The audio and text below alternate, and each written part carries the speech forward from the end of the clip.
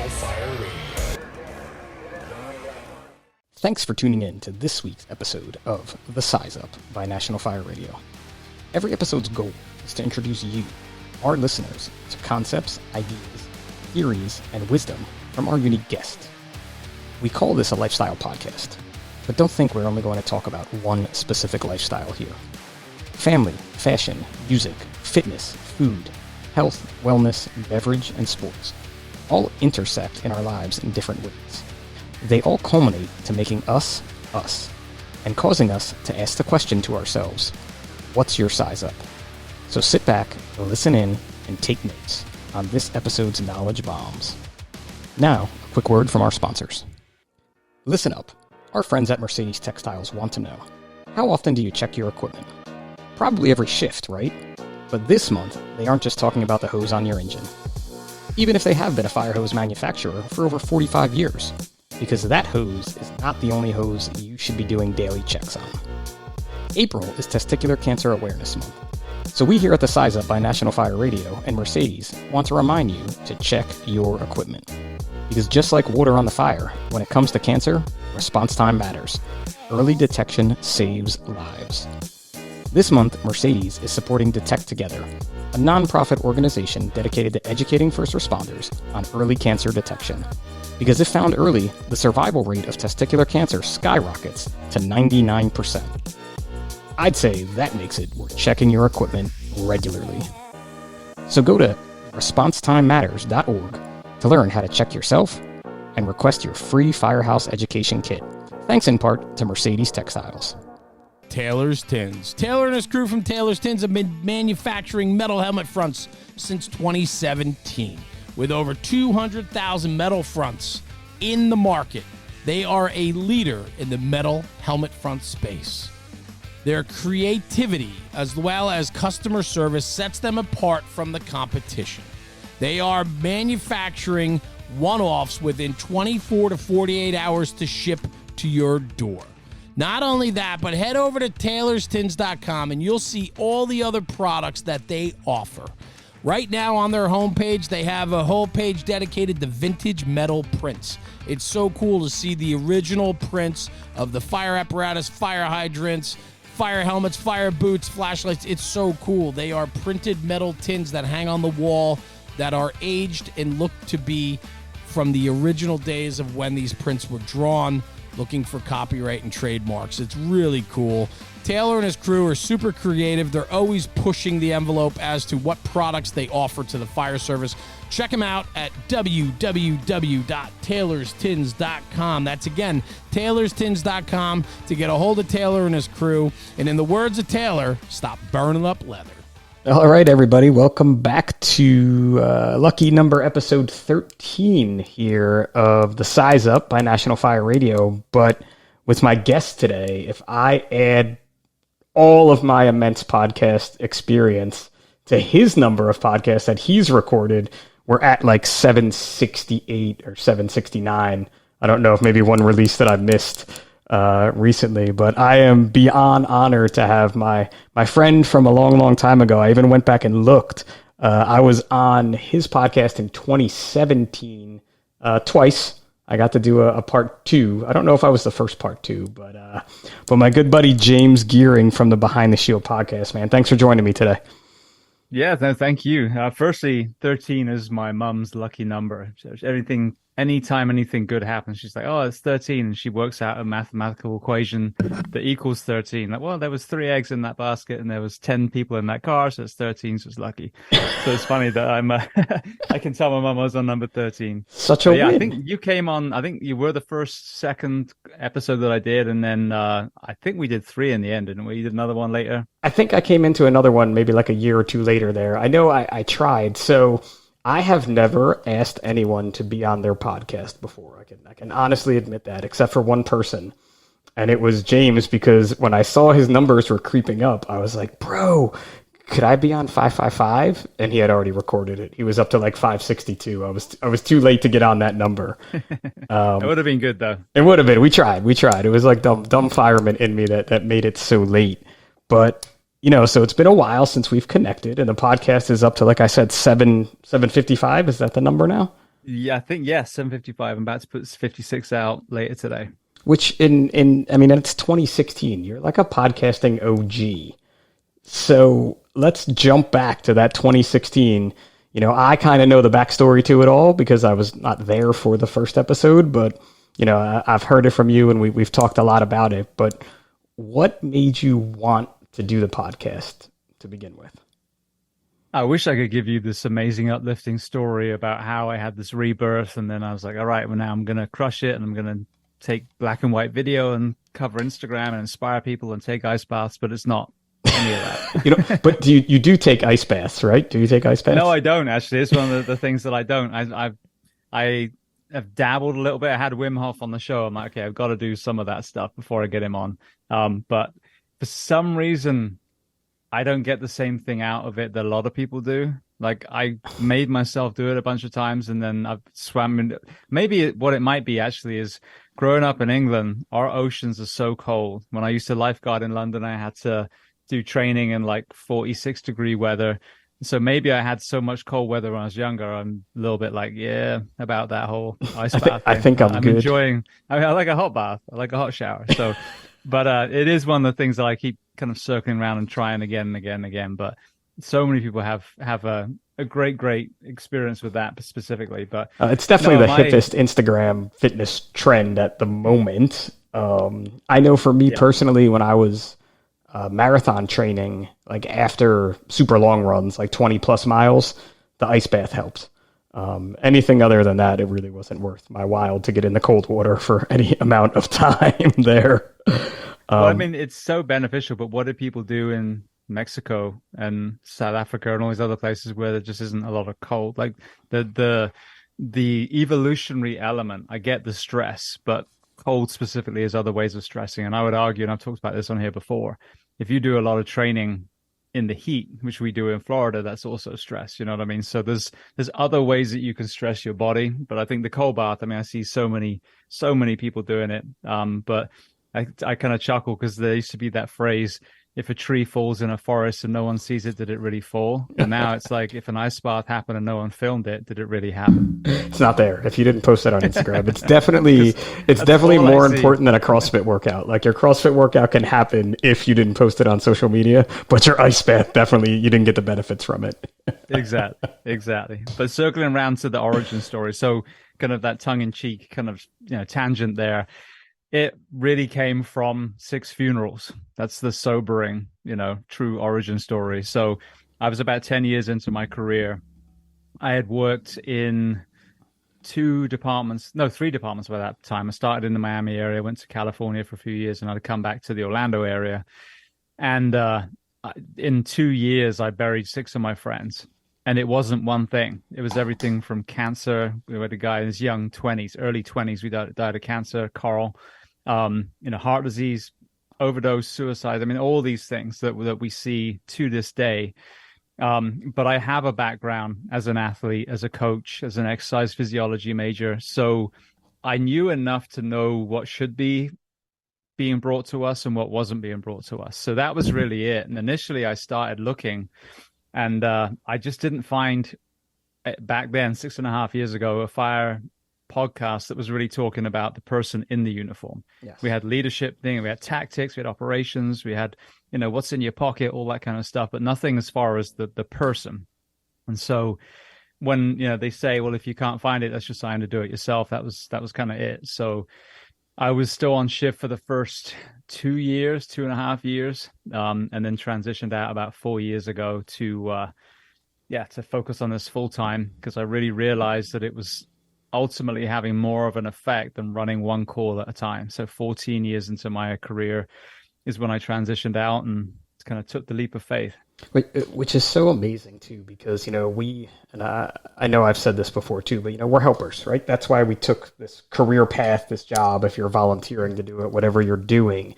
And for you to be able to see the benefit of how many more people you're helping via the podcast and what it is you're doing versus the folks that you're helping on a call directly is just an amazing thing. And I can't commend you enough for it. I remember when you had told me you were thinking about doing it and leaving, and I was like, maybe you should think about this some more. Like, just don't just make sure you really want to do this, right? But it's unreal how many people you've reached and how many different topics you broached. And you're 100% right that in 2016, I feel like that was the start of kind of a change year or like era, even though we're still changing. But things have advanced a lot since then, correct? Yeah, no, absolutely. And I think that was really for a lot of us that there have been people in every single area that I talk about. There have been people in that area for a long, long time, like the mental health, Tanya Glenn, Dan DeGrice. Some of these people have been talking about this for a long, long time. But I think for most of us that found ourselves kind of grabbing a topic and running with it was probably about, 8 or so years ago. There was a kind of paradigm shift and people were talking about mental health all of a sudden. And even the kind of the decon conversation, whether there's, the clean cab or whatever people's interpretation of it, we started getting not just, oh, it's so sad that we die, but actually there's solutions for this now. So I think that was pretty cool being part of the renaissance as a bunch of people, whether they're writing books or guests on podcasts or starting podcasts or speaking at conferences, but it shifted to, we're going to talk about standpipe operations again, to let's talk about mental health. Let's talk about suicide. So when I went to the Orlando Fire Conference the first time, which I forget how many years ago now, that was it. They'd lost Steve Negley and it was a complete shift. So it was all around that same time. Chief Dangerfield was the one that took his own life here in Florida and then did the Facebook post that kind of went viral as well. So, it was just all those things coming together at the same time. And you had 555 going. I mean, there was just, to me, I wasn't at all the conferences. I didn't feel like I really had my finger on the pulse of the American Fire Service. I was having my own siloed experience in all the different departments I work for. But that was when I kind of peered over the wall and saw all the people that were really trying to make a difference in our profession over and above the things we already do wearing the uniform.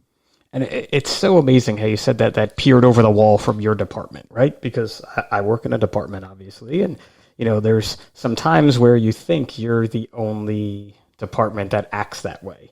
And then when you peer over that wall, and I just don't mean take a look, when you're actually out there and hearing it and talking to people and meeting the people and getting their experience, you see so much more of the same things. You see positives in your department, you see negatives in your department, you see things you're doing right, things you're doing wrong. And when it comes to this conversation that I think we're probably going to focus us on the most today is that, like you said, that behind the shield, like the person wearing the shield. I mean, I know I've learned so much. We started 555. It'll be 10 years ago this month, the end of this month, April 29th, Larry started it. It's my dad's birthday, which is weirdness, just like you said about your mom in episode 13. Like you have those connections, right? But we started this thing and we were just two like lunkhead firefighters that like to work out.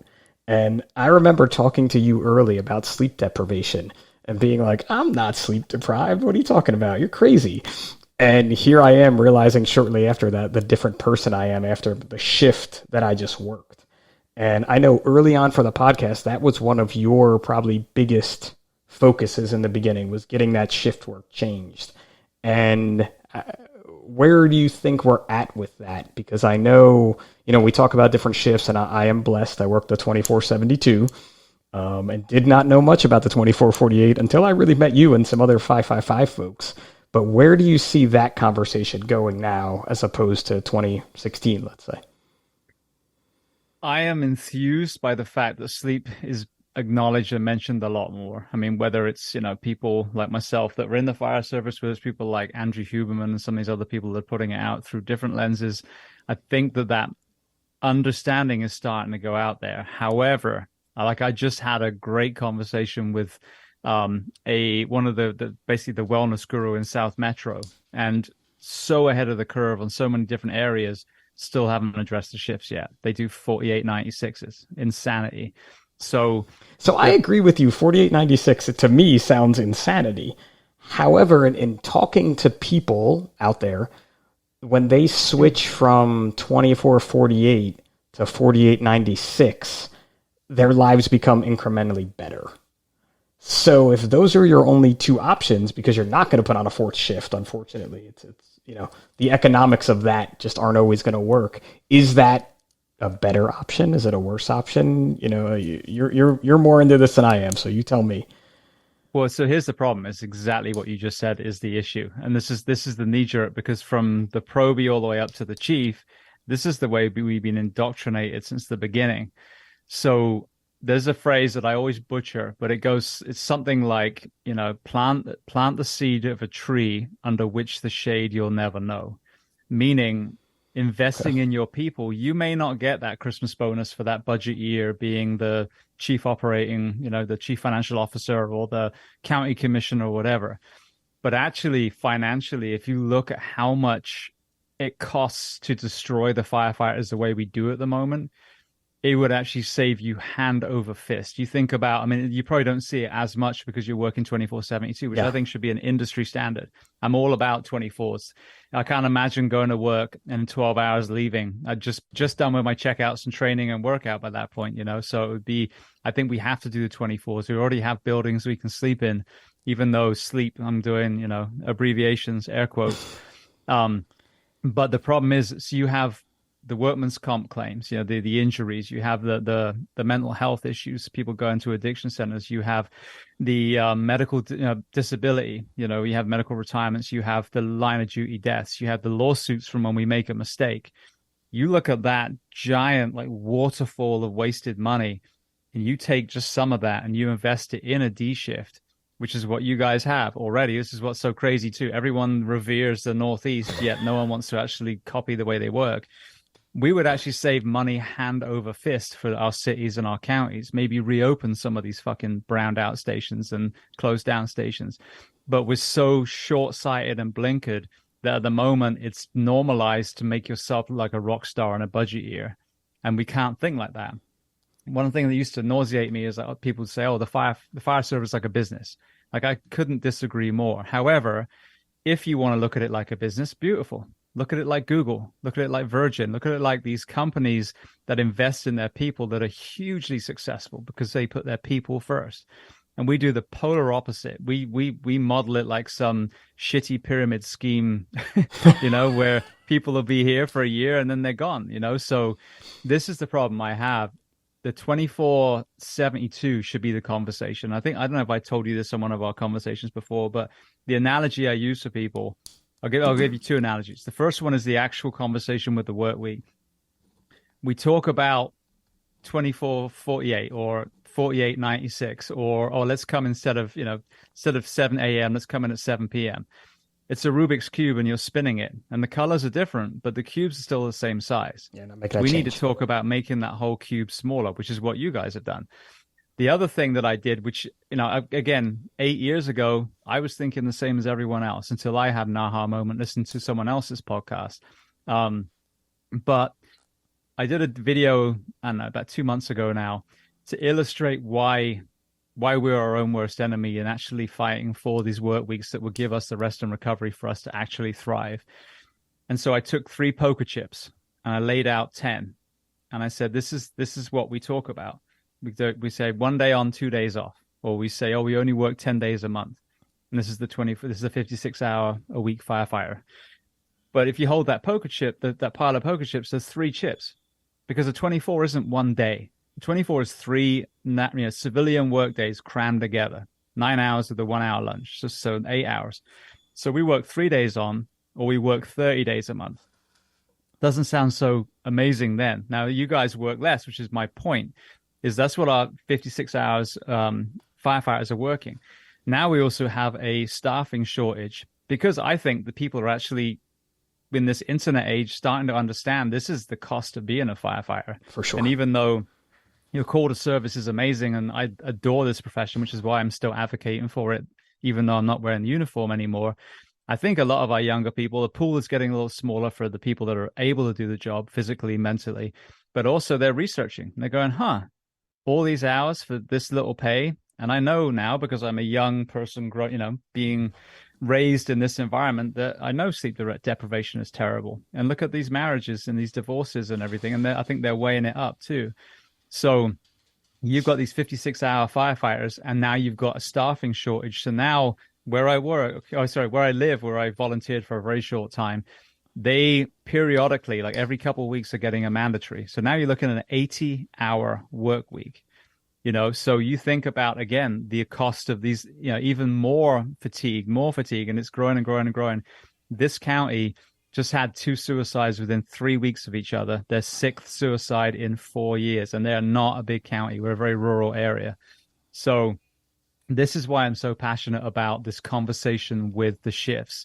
If we actually just take a step back and go, why is the person that bags my groceries or, gives me my bread at the bakery topping out at 40 hours, but Pip or James, who gets toned out at 3 a.m., gets into a rig, then has to make entry and do a primary search, then maybe come out, doff their gear, and then start working the pediatric code, you're fine with them working 56 plus hours a week, being awake every third day. So we have just become so indoctrinated and believe in our own mythology that we're not understanding it to then get angry about it, to then fight for it.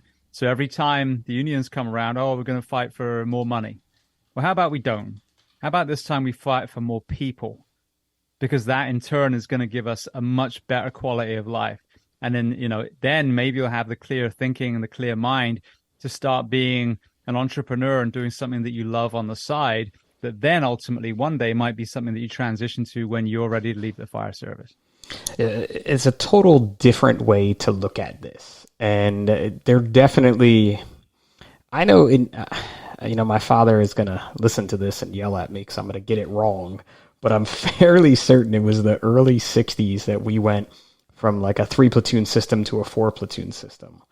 And that has been how it's been. When I started, I did 10s and 14s. We didn't do the 24s. And then we got those. And now we've been able to prove to our administrators that as long as we have the appropriate amount of staffing on each shift, we can function as a very effective fire department. And that's a big thing where you can't run a department without enough people because you're just going to wear your people out. And I think that's one of the things, like you said in there, that we're seeing on top of the sleep deprivation, on top of the physical toll. Currently I have 2 firefighters right now that were injured at fires. Those things happen. Our job is dangerous. We're going to lose someone. Like one firefighter had a hernia. He's not going to be at work. He can't come to work. Even if he comes to work on light duty, he's not really helping us in a way when we need him to. Let me interject in that because that's a very important point to underline as well. You are all about the fitness side. I'm all about the fitness side. John Spira talks about, would you want you rescuing you? I always say, how would you feel if your family died because the rescuer hadn't trained? That to me is even more sobering. Forget yourself. Think about the people that you adore. And that person didn't make it up that stairs, or they couldn't force that door, or they couldn't hold the tools long enough to cut that B-post and get your child out before they bled to death. These are very sobering things. So it's important that we do the operational training and the fitness training. And I'm almost 50 now, and I still, work out 4 or 5 times a week because just because I'm not wearing a uniform doesn't mean I'm not going to roll up on something and my strength might save someone, So to me, I'm going to carry that till I die.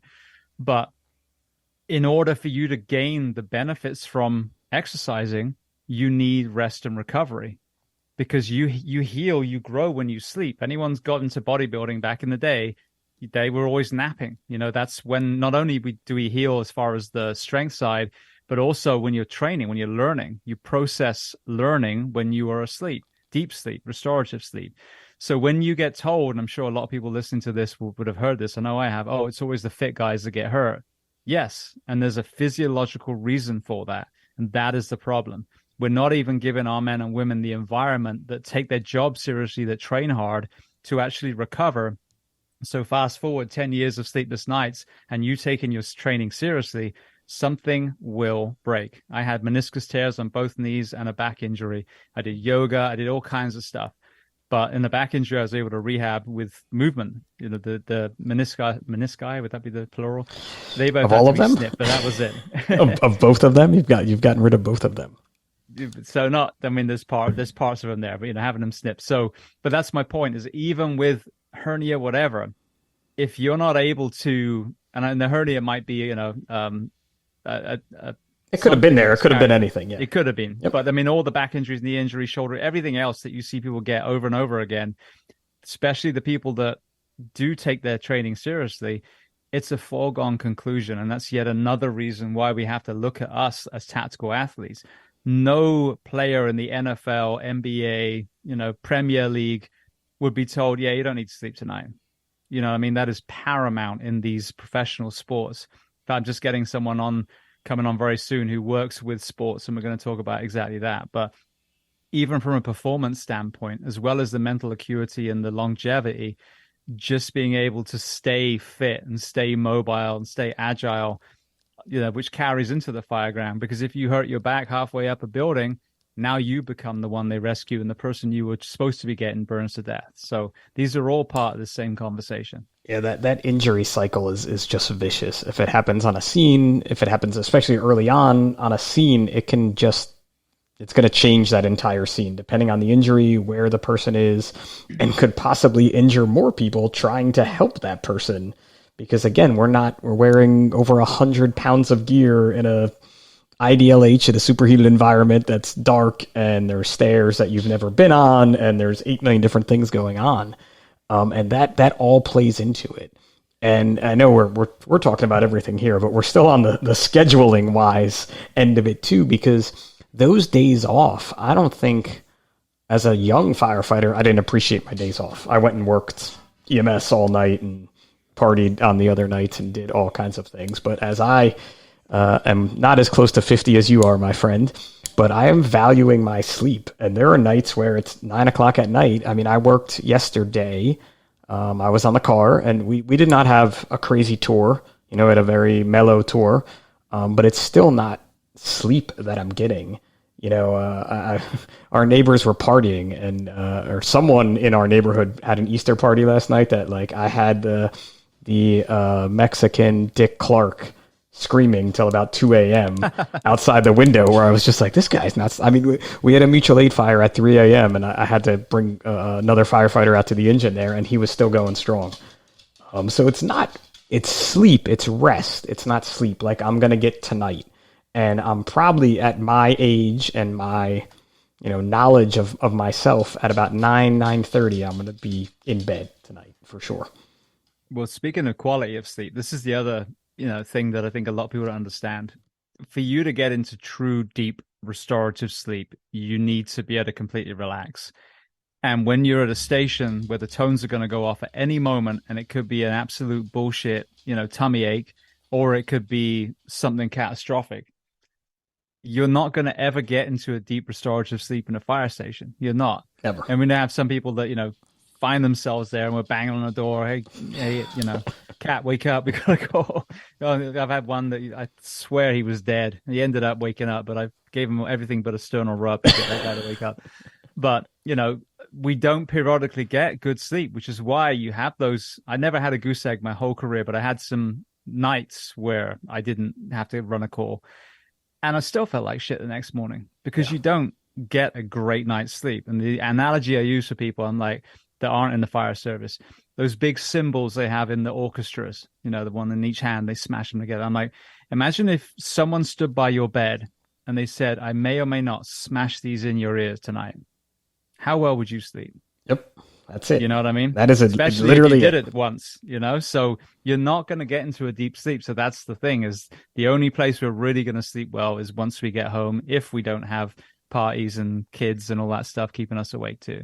Yeah, and that's the other thing, right? So you come home from your shift, and listen, hopefully you can catch a nap, can catch that safety nap. But a lot of folks are doing, both parents work. My wife works. Luckily the boys are older now, so they're pretty much doing their thing. But you become the parent again, and you're the parent for that time off, whether it's 48 hours, 72 hours, 96 hours, whatever you have going on, and then you're right back into the fray. I think with the 48-96, those days matter, definitely, because we do mutual swaps. So it's almost like when you do a mutual for someone on a full tour on the 4 platoon system, you do 24 on, 24 off, 24 on, 24 off, 24 on again. by that third 24, I'm glad I'm back with my own crew. Let's put it that way. I'm not with the opposing shift that I don't really ever work with, but you're pretty spent by that point.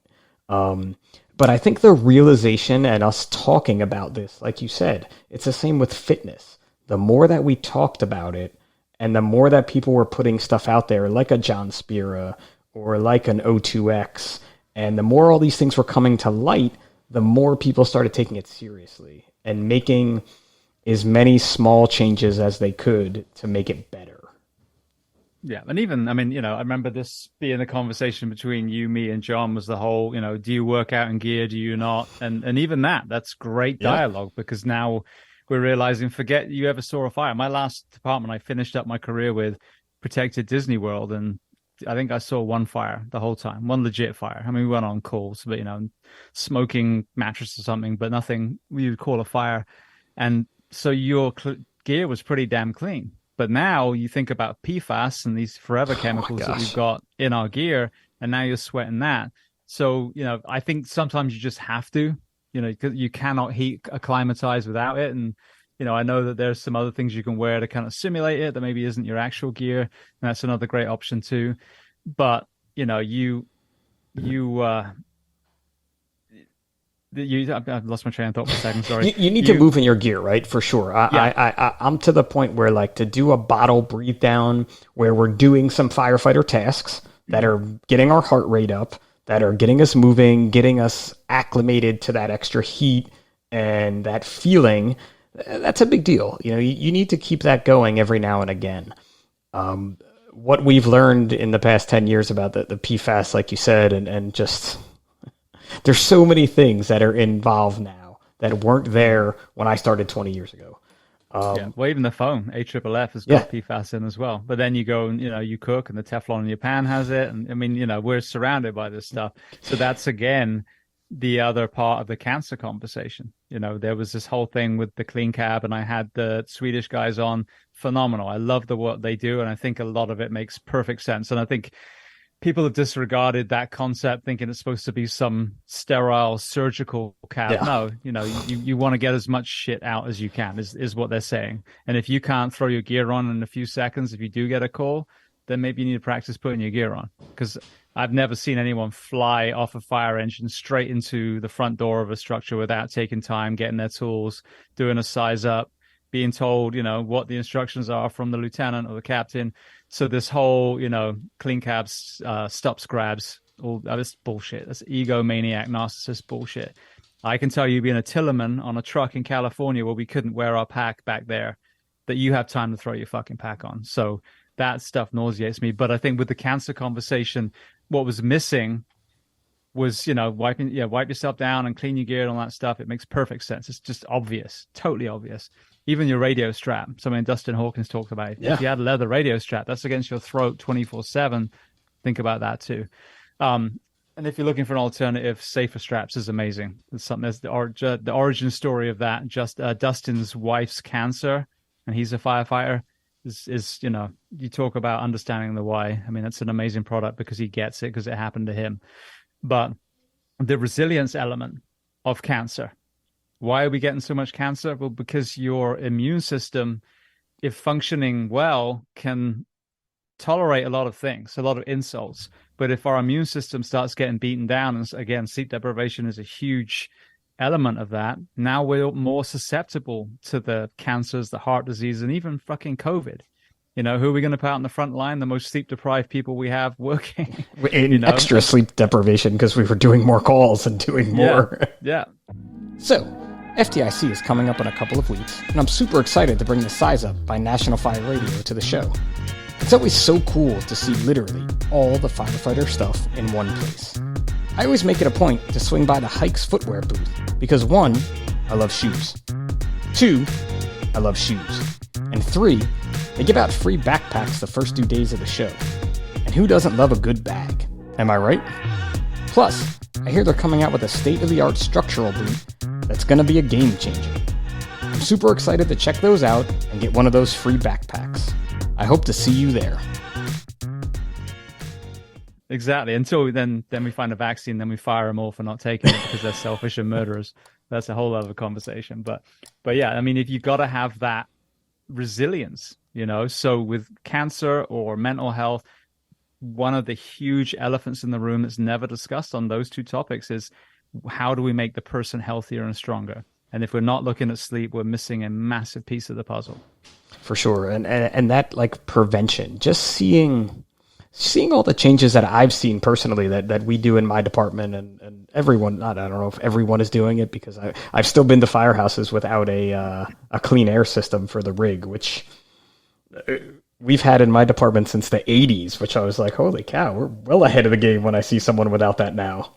Do you have the hose? Yeah, the connector hose. My last place, I think they got rid of the hoses or they were pitched. But anyway, it was a box that sat on the ceiling instead. And it was terrible because all the diesel fumes have to go past everyone before they even get to this box. Oh, I see what you're saying. The bay doors have to be down. It was ridiculous. So I've had Plymouth vent for years. Yeah, that's what we have. To me, that makes makes the most sense. Stick a giant straw over the exhaust and blow it outside. So yeah, I mean, if you're not using that in 2023, then shame on you. I mean, we hook it up on the way back in now. Like even that, it's like, what's the sense of getting any of as much as we can keep out of here? The better we can do is the easiest way to put it, because my station was built in 26, I think 1926 is what it says. So we're almost at 100 years. Our gear is in the bay still. We have an open stairwell. We have 2 open pole wells. They're just, I couldn't even imagine if they tried to close all of that stuff off. The cost factor, the time factor, whatever you could think of. Would it be a great idea? Sure. But we can do a bunch of other things to prevent that, like having the Plimo vent system, washing your gear. I mean, I'm going to make myself look really bad here, but we had a little dryer fire 2 shifts ago. And when I was on the car yesterday, I took my helmet down to put it in the car. And when I was putting in the car, I went, wow, I should have washed my helmet after that last dryer fire. Cause it was, being shorter, I could be below most of the smoke plume that a lot of the other guys get to be in. But my helmet was messy and I never cleaned it yesterday. So my next shift when I go in, I gotta give that a good wipe just from that little simple thing. It's like you said, like a food on the stove call with the Teflon in it. My first 5-10 years on the job, we didn't wear air packs that food is on the stove. So it was just smoke, right? Now we know that smoke is more toxic than a house fire. Yeah, exactly. And you think about one of the biggest things I saw complacency in was dumpster fires. The one thing where all the shit is put in one container and is burning, and you're just going to stand on the outside with 1 3/4 inch lobbing water into it, while you're breathing all that crap, and it might explode in your face too. So that's what I saw a lot. The moment you were out of a structure, it was like, oh, we're fine. No, car fire, not fine. And even with the car fires, I mean, I don't know if I'm just completely misunderstanding car fires, but after 14 years, I go back to Fire Academy. Class A was wood and paper. Class B was oil-based. Well, you look at a car, apart from the steel frame, that's a Class B fire. The gas, the tires, the seats, and yet we never use foam on it. We just chase it around with water, and it burns and burns and burns, and we breathe more and more and more. So in Anaheim, they had the Class B pre-plumbed. And again, now obviously you've got to acknowledge the whole, there's a whole different debacle in that story. Yes. Yeah, PFAS in it. But, yes. A lot of the stuff that we were taught, it's like, why not just lob foam on a car fire? Just suffocate it, and then it all stops them. But number of car fires I've seen where they've used a whole tank, they've chased, gas down the street when it's on fire, going towards a drain. And, it's funny. We do some things we do because that's how we were shown to do it. And you take a step back and you go, why? Why am I not wearing a pack for a dumpster fire with all this shit that's in there? Why am I standing close to a car fire where no insurance company in the world is ever going to, there's no saving anything in there. It's written up. It's a trash fire. It's a trash fire with wheels. So unless you're trying to get someone out and hold back the flames, there's nothing to save. So there's nothing. That's why it makes me laugh. Oh, we had a kick-ass house fire in an Instagram post. I saw a tire on fire. Should I post that too? There's nothing. You didn't save anything. It's all that was there. I don't understand with car fires. In a car fire. I thought with car fires, you're going to go, there's still folks out there not wearing their air packs on car fires. And I can't fathom that.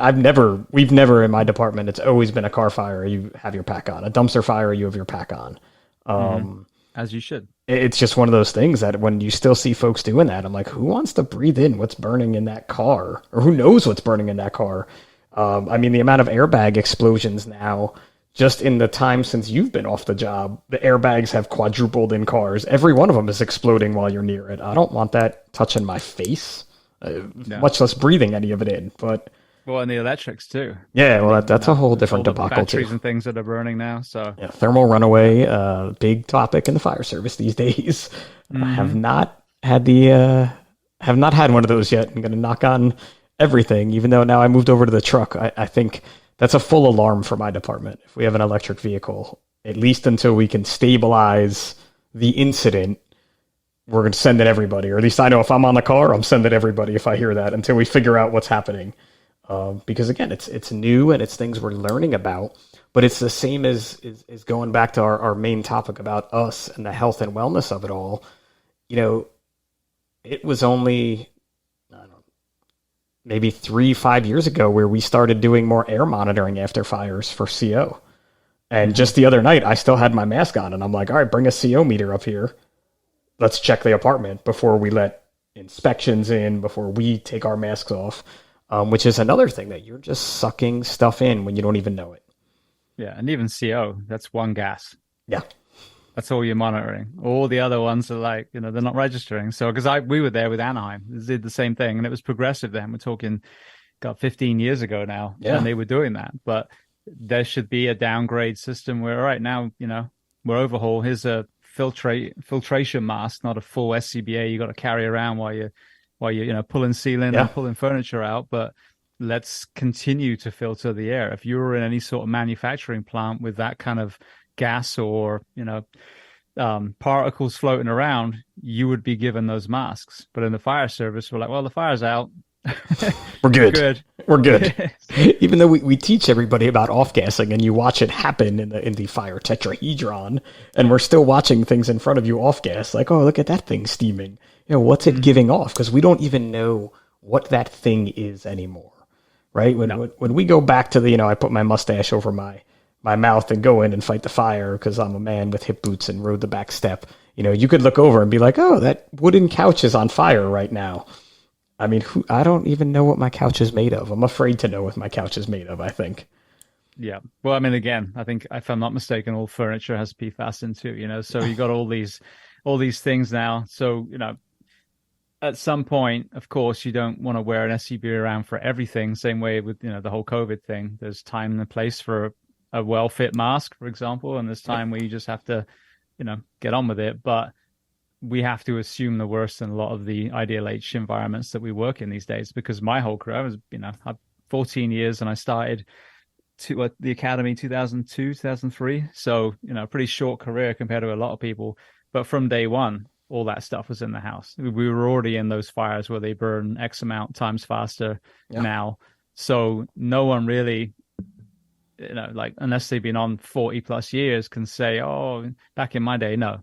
Like modern, it's like the EMS side as well. Like modern fire service, but most of us has always had EMS. So stop beating your chest saying you're a firefighter and EMS is not for you. Like, no, you came to save lives, and it's the That's same what you're thing doing, yeah. We have to reverse engineer. We were always told to wear an SCBA, but now we have to take that incredible innovation and the things that those generations fought for to protect us, and we have to level up. Okay, I have this tool. When should I actually be using it? Should I be right on a fully involved car fire where the tires or the suspension or the batteries could blow up and I die for a metal frame? We have to kind of add what we got in the academy and what we got from our department and take a step back and go, how can we do this even better? Because like I said, as I transitioned out, I look back now and go, people ridicule that giant tarp that you can throw over a car fire. Sure, yeah. But it worked. Yeah. I haven't got one, but in the videos, if you and I could just grab a tarp, throw it over on the side of a freeway, and now it's out and we can get the hell out of that way, that traffic, which is what kills most of us anyway, I think that's a good thing. It's not going to look good on Instagram, but it works. You don't have to pack hose again. You don't have to, like you said, I mean, the traffic accidents are just weekly now that you're seeing police officers, firefighters, paramedics getting hit weekly, if not, I can't even imagine how many we don't know about. And And then the death rate of that is just unreal. So the sooner you could get out, the better. We were just talking at work about those a shift or so ago, because we're not close to the border of New York, but the Port Authority for New York and New Jersey, they have emergency responders that are firefighter EMTs. They go into the tunnels when they have a car fire in the tunnel or an accident. And their plan now with those tarps is to go into the tunnel, throw the tarp over the car, hook the car with the tow truck that they have, and pull it right out of the tunnel. So that's two wins. One, they're not operating in the tunnel, so they can get out. And two, the rest of us can just drive to wherever we need to go, because we're more important than everyone else when you're trying to get through that tunnel to get to the city or to get back to New Jersey. So it's a win-win for everybody in that strategy. Yeah. Well, you just kind of gave me a vision as well. I've shared some amazing videos of citizens that have come across a wreck and someone's trapped underneath, and they all get together and they pick up the car and they pull. You think about almost like the over safety that's also come along through our career.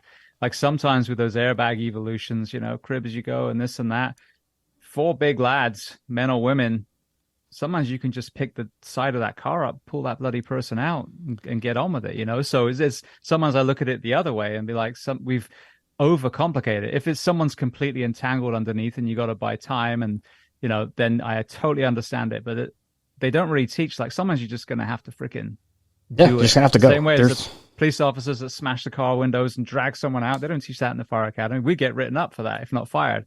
They get medals.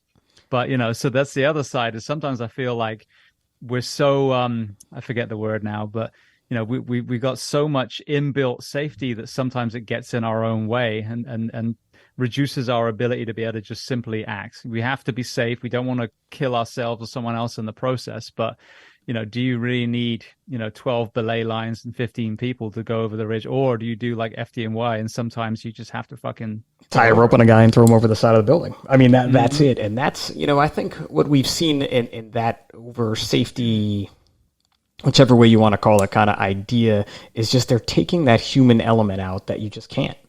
There's a reason why we have leaders in the fire service on the scene, because they have to make the call, and you want your organization to back them on that call. And it may not be 100% the way the book that someone wrote or the policy that someone wrote wanted it done. And it doesn't mean someone should do it again. And it may mean that person needs to be corrected, let's say, in a meeting or something or along those lines. But we have to keep that human element in mind where, like you said, if a police officer comes up to a car and it's on fire, they're going to break the glass and pull the person out. Now, the same time, we don't want that same police officer running around a house fire and breaking every window looking in for people, because they're just going to make the house fire worse. So it's that strange kind of, we're stuck in the middle here of how we're going to be. But if we keep the focus on our people again, that's what this is all about, right? You have to know your person, not just as a uniform, not just as a helmet. And it's just like the boss looking at one of their maybe unhealthier folks and trying to help them get better. Not tell them they're unhealthy, but give them the tools and the proper things they need to get better. So have you seen that change happening too, where more and more, even if it's not at a department level, but it's at a leadership level, the leader is saying, let's try this or let's do that to make ourselves healthier? Have I seen that in my career? And in your podcasting, just in your journey through Behind the Shield, with this change happening, are you seeing people adopt some of the things that you're talking about on the podcast? Oh, I mean, yeah, because the people, my podcast is about the guests. So let's go back. Maybe I have a better way to say this. So your podcast, you bring on guests that are talking about their expertise. And a lot of their expertise actually isn't in emergency service workers. It's just because again, we are all just people. The person behind the shield is just a regular person with a heart that beats and blood that circulates through their body, 2 kidneys, a spleen, all that kind of stuff like everyone else. So a lot of your guests are actually coming from the medical community or from the mental wellness community. And I guess that's more of what I'm looking at. Are you seeing people take that and realizing it's about a person and not necessarily the responder? Maybe that's a better way to put it. No, exactly. Thank you for clarifying. But I think that's that's exactly it. So I started this whole thing just to be a library. Like I said, everything is free. Everything is sitting out there. I've never discontinued any episodes or anything. So 755 episodes you have access from around the world. But the way I've kind of conducted the podcast is almost like a court case. So if you were going to prove to the world that sleep is important, that, holistic eating, food without chemicals and hormones, all that stuff is more beneficial to you, that moving is better than inactivity. All these basal things, a lot of us understand that are in the wellness world, but you actually want to make a case. So, for example, the sleep side, I've had, sleep experts from the Navy SEAL community, Doc Parsley, Alison Brager from the Army, Rachel Markwell from the Navy, Air Force, you name it, all different genres, different backgrounds, because that's just it. I wanted to go outside of our profession. What I kept seeing in the fire service, of course, there's going to be some people that are experts in all kinds of things, but as an organization, we would have, for example, oh, Pip, you want to be our fitness trainer? We're going to send you to a 2-day course and you can come back as our fitness guru. Now, I don't know any other profession where you go away for 2 days and you come back as a fucking expert. And it doesn't work in fitness. It doesn't work in mental health. Doesn't work in anything. Is it a good tool? Is it a good step? Absolutely. But the problem is we're like, right, check. Now we have a trainer. Check. Now we have a peer fitness, they call it peer counselor. You're right. Peer fitness. You're talking fitness, or you're talking like a peer support. That's peer support. Yeah, peer support counselor. So we've checked the boxes: a fitness check, mental health check. I wanted to go to the real experts. The people have dedicated their entire lives to this one topic: neuroscience, nutrition, fitness, psychology, and pull from them, because especially when you create a free library, like, it doesn't cost you a penny. All you got to do is just hit play. And you can listen, you can share to your whole department, all these things. So that was really it. And yes, what I'm seeing now is more and more. The podcast's been downloaded almost 5 million times. Wow. So that tells me that people are getting a lot out of these guests, which is phenomenal. And it just, there's no better compliment than knowing that you've connected an expert with someone who needed to hear their work. And that's it, mic drop. So, but yeah, I am seeing a lot more discussion now on the sleep, on the mental health, and not just the mental health, like psychedelic retreats and all these kind of areas that we expand on. Mental health isn't, oh, you can go talk to someone, you'll feel better. There's an entire freaking toolbox, from equine therapy to EMDR to MDMA-led counseling to surfing and diving and, rucking and you name it. There's an absolute gamut of ways for you to find your best fit to start addressing your trauma, which will be a combination of a few probably. So by creating this immersive experience now is 750, now people can not only go, well, I think sleep's kind of bullshit, but I've just heard someone from the Army, the Navy, they've all said the same thing. Maybe actually I need to question the way I thought. And then, what I love as well is that now I'm able to send people episodes almost like homework, like I'm thinking about ketamine, but I'm kind of scared. All right, listen to this. There you go. 682 right here. I got you, ketamine. Yeah, exactly. So that's what's really cool. So I'm kind of gone all over the place, but having all these great people now as a Encyclopedia Britannica for first responders, and being able to immerse them and basically allow them to find their own rabbit hole, their path to whatever it is they're looking for. I'm hearing and seeing over and over again that this is the information that we need, because we have some great people in our department, but the world is much bigger than our city or our county. And once you have the humility to kind of ask people outside, it's amazing the great minds out there that have solutions to our problems. And like you said, you can't possibly fix this one way. And I think, again, that's something else we're learning about this issue. Just about firefighting. That everybody is different and everyone's going to respond differently to different therapies, and they're going to respond differently to different traumas. And this call may affect me this way, this call may affect you that way. But when you have, like you said, literal Encyclopedia Britannica that you can go to of these experts and get a little more info and a little more info. And then if I share that info with someone else, who knows? I may be listening to Behind the Shield because of the sleep issues, but someone else goes and they're like, oh no, I keep having these nightmares about this call. or I want to know more about a different kind of fitness or a different style of eating, which we didn't even talk about eating in this whole podcast and how important that is. Well, that'll be on the next one because we're getting close on time, and you dropped something in like the 10-minute mark here that I wrote down, and I want to go back to it because there is definitely a recruitment problem within the emergency services now too, police, fire, EMS, that did not exist. At least I didn't feel it existed 25 years ago when I was trying to get on this job. I felt like I was competing with everyone and their brother to get hired, and now it seems like we're almost begging people to take our job. And you mentioned about the folks doing their research, and how are we going to turn this back into that appealing job it was for us 20, 30 years ago?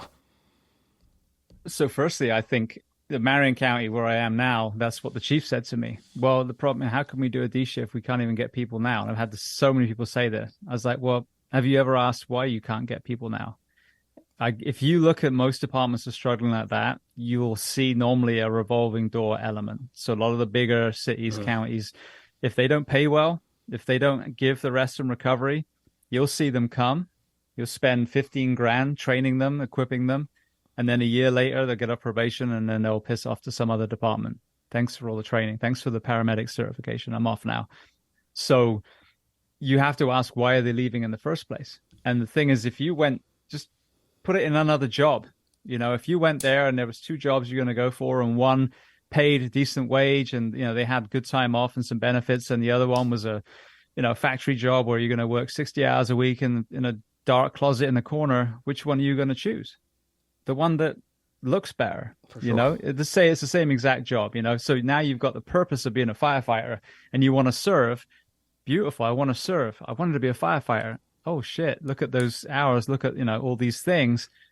Well, I can do this other job where I'll still be serving, and look at, I get to come home every night, and, I get all this time off.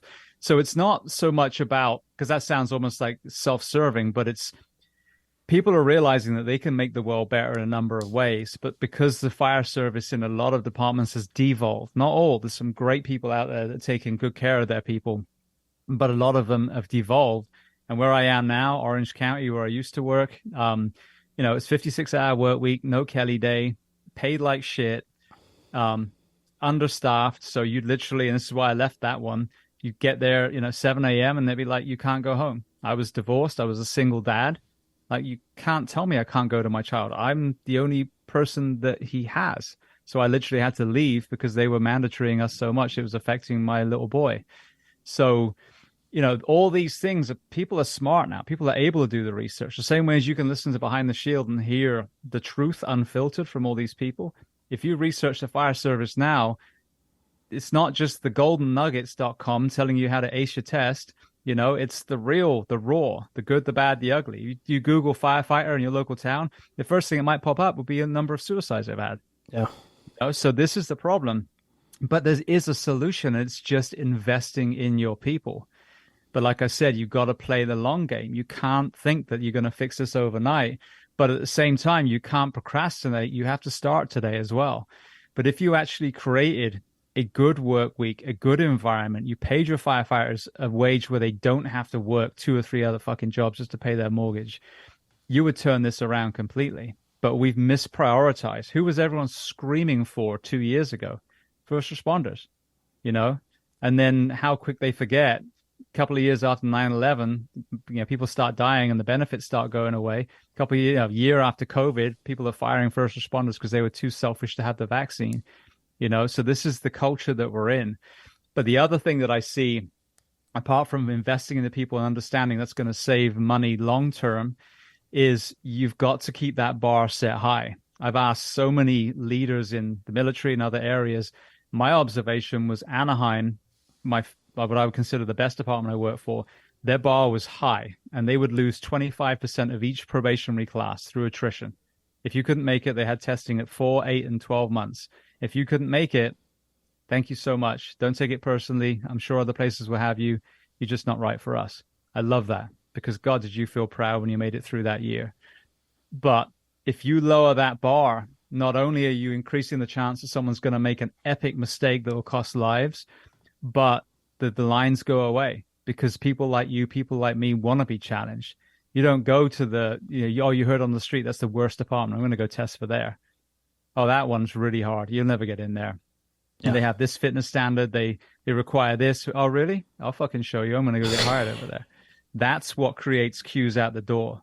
And so this is, I think, what I've seen. Anaheim, I tested against 1,000 certified firefighters, and they were also EMTs or paramedics. Ambulance experience, wildland experience. Their resumes were stacked. 1,000 of us for 30 spots.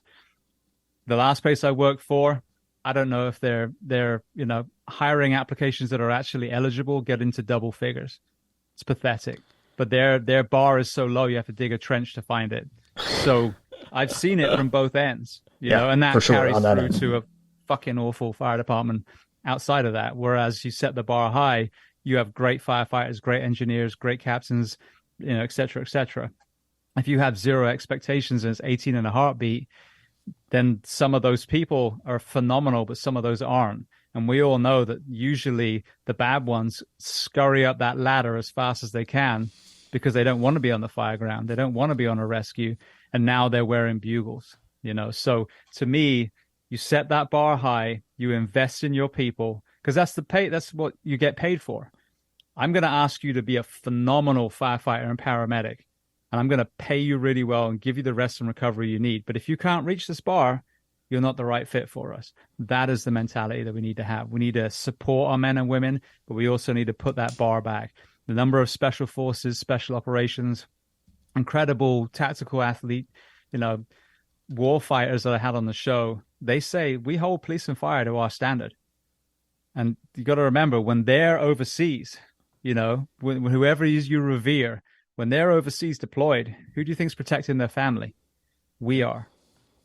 So let that sink in. Totally different way to even look at something like that. When you think about how many people hold them to such a higher level, and then you always have to ask yourself, am I holding myself to that level, right? Because the same as they are asking that question to themselves, how am I holding myself to this level? How is my department holding myself to this level? And again, even if your department is not holding you to that level, there's nothing that says you can't be doing it for yourself, that you can't be doing it for your crew. And it's not about doing it perfectly every single time. It's about doing it better every single time, at least in my estimation, that we can always be better. We could always be looking to be healthier, be fitter, be faster, be a student. A student of the job is probably my favorite saying after I became an officer. When I was a firefighter, I didn't quite go for it as much, I guess, even though I was always learning. But once I became an officer and started to look at every situation a lot differently, that student of, and it's almost what you've done with the podcast, is being a student of life, right? That's that Encyclopedia Britannica that you've put out there, is how to be a student of life. And if you can just take a dart and throw it at a number and listen to that episode that you hit, like throw the random number generator in, and now I'm going to listen to 428, I'm sure I could learn something about life from that one episode. Well, yeah, two things. So firstly, another thing that we didn't touch on because it didn't come out, the number of people that have come on the show that have told their story. And so many people have just incredible stories. Some of them, that was kind of the reason they came on. And a lot of them, like a perfect example, Dan John, who's a strength and conditioning guru. He came on for the first 40 minutes of an hour and a half conversation. He talked about the multi-generational trauma in his family. His dad, I think, was World War II vet. His brother was a Vietnam vet. So I brought him on because we were going to talk lifting, and we ended up talking mental health. So that's the other thing is, as you talked about, you may listen to this because you were going to learn about nutrition, but then it ends up going on some weird ways, and now you add that element too. So that storytelling element, I think, is so important that that's why you and I were talking before about the length of the conversation. Some of those short podcasts that are out there, and they hyper edit it to the point there's almost not a break between the question and the answer. They just splice. You can spit out a bunch of facts, but you're not really connecting. Because I listen to a lot of podcasts to prepare. I listen to other people's podcasts and try and credit the ones that I've heard people on, so that I can get a taste and get some ideas. I want to ask them this. They didn't kind of fully expand on that.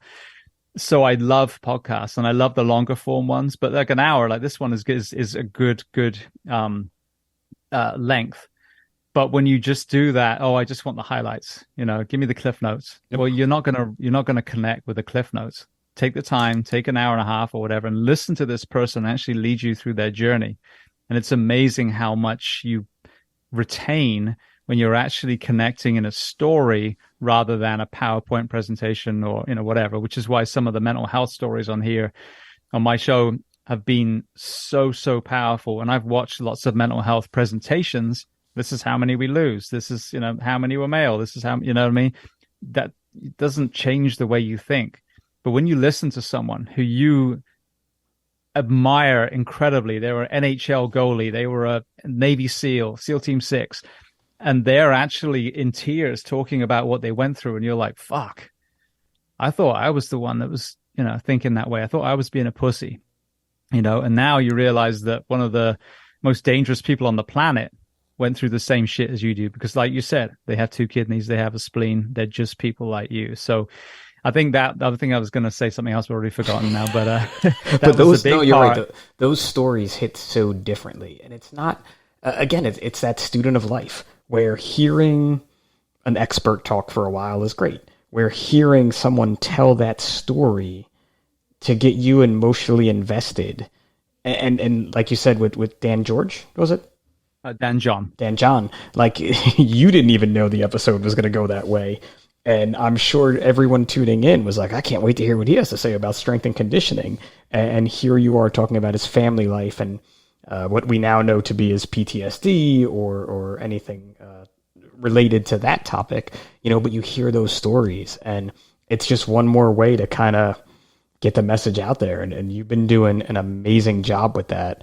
And we're floating around my hour mark where, the boss, Jeremy, gets a little, I can go as long as I want to, but I think and now he gets a little shaky when they're over an hour or so.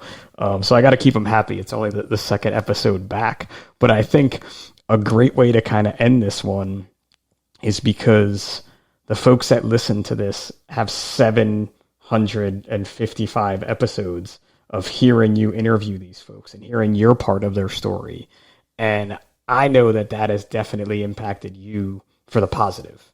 So I can't thank you enough for that, for sure. But if you just want to we can go over it, Jeremy would just be mad at me.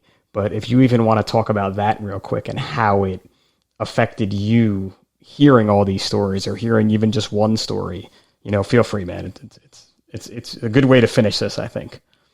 Yeah, no, absolutely. So we'll back to what you said about the perpetual student. That's exactly how I look at this. That's why I always call myself a conduit.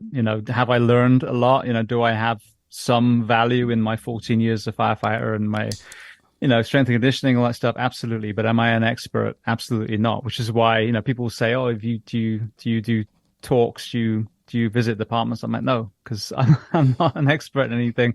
That's why I have a podcast. You can listen to this for free. It won't cost you a penny. But yes, when you listen to some of these stories, it's I have a lot of people I know that are either in like the peer support side or they have a podcast or, whatever realm, but they're listening to these stories. There's a part of this where it's very healing. And I've never had to go to counseling specifically. I think I'm a lot more holistic in what works for me. The time by the ocean, nature, walking my dog, meditation, some other things like that work really well.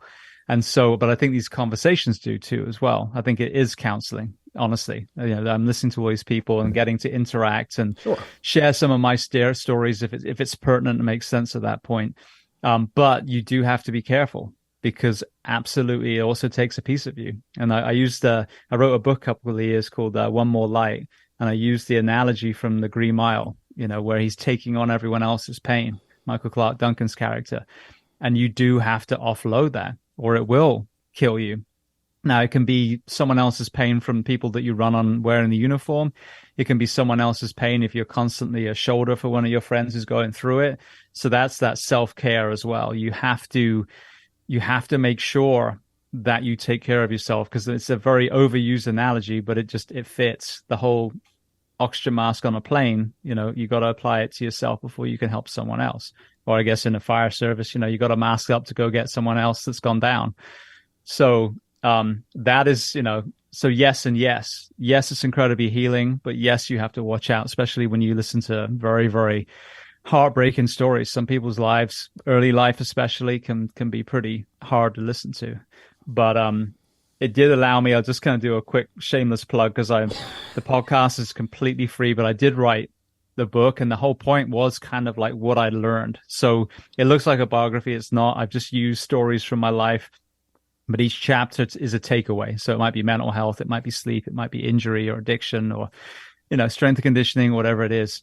But I use the power of story to align with the experts and what I've learned from them, so that each, by the time people finish the book, hopefully they'll think about a lot of things in a different way. So that book is called One More Light. Life, Death, and Humanity Through the Eyes of a Firefighter.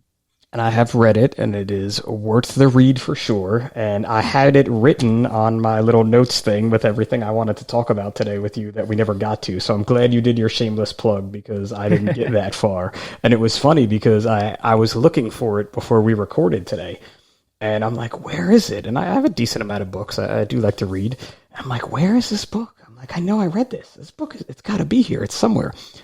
My engine driver has it, because after I finished it, I gave it to him because I was like, bro, you're going to like this one. This is a good one for you. So I got to get it back from Juan at some point, or maybe not. Maybe I'll just let him keep it, because we do share books like that when you have that. But definitely check out Behind the Shield podcast on every podcast forum you could think of. You're pretty much on right now. I can only imagine. They're everywhere. Probably ones I've never heard of. So if you do a Google of Behind the Shield, you'll find that. And the website is jamesgeering.com, correct? It is. It's funny, though. If you Google Firefighter Podcast, even with 5 million downloads, it doesn't show up on any of them. So I've got my... I got SEO. We're going to have an SEO talk after we stop recording. Exactly. I know a little bit about SEO.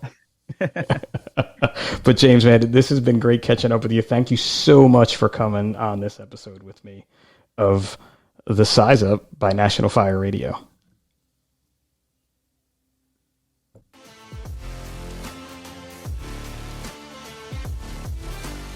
National Fire Radio.